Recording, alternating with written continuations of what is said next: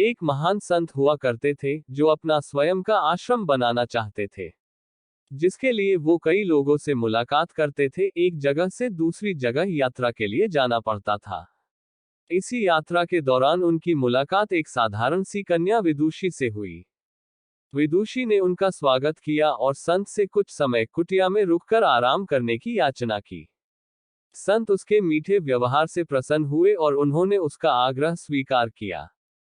विदुषी ने संत को अपने हाथों का स्वादिष्ट भोज कराया और उनके विश्राम के लिए खटिया पर एक दरी बिछा दी और खुद फर्श टाट बिछाकर सो गई।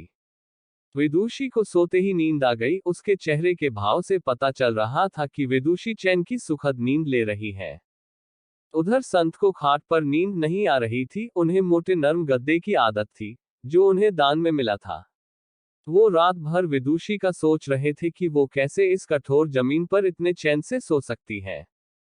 दूसरे दिन सवेरा होते ही संत ने विदुषी से पूछा कि तुम कैसे इस कठोर धरा पर इतने चैन से सो रही थी। तब उसने बड़ी सरलता से उत्तर दिया, हे गुरुदेव, मेरे लिए मेरी ये छोटी सी कुटिया एक महल के समान ही भव्य है। इसमें मेरे श्रम की महक है। अगर मुझे एक समय भी भोजन मिलता है तो मैं खुद को भाग्यशाली मानती हूँ।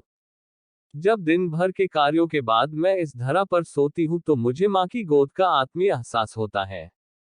मैं दिन भर के अपने सत्कर्मों का विचार करते हुए चैन की नींद सो जाती हूँ। मुझे एहसास भी नहीं होता कि मैं इस कठोर धरा पर हूँ। ये सब सुनकर संत जाने लगे। तब विदुषी ने पूछा, हे गुरुवर, क्या मैं भी आपके साथ आश्रम के लिए धन एकत्र करने चल सकती हूँ? तब संत ने विनम्रता से उत्तर दिया, बालिका, तुमने जो मुझे आज ज्ञान दिया है उससे मुझे पता चला कि चित्त का सुख कहाँ है। अब मुझे किसी आश्रम की इच्छा नहीं रह गई। ये कहकर संत वापस अपने देश लौट गए और एकत्र किया धन उन्होंने गरीबों में बांट दिया और स्वयं एक कुटिया बनाकर रहने लगे।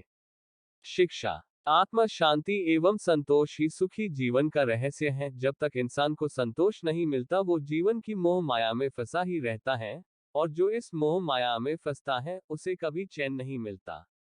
हमारी ये कहानी आपको कैसी लगी हमें कमेंट में जरूर बताएं। अगर आप मेरे चैनल पर नए हैं तो हमें सब्सक्राइब करें। धन्यवाद।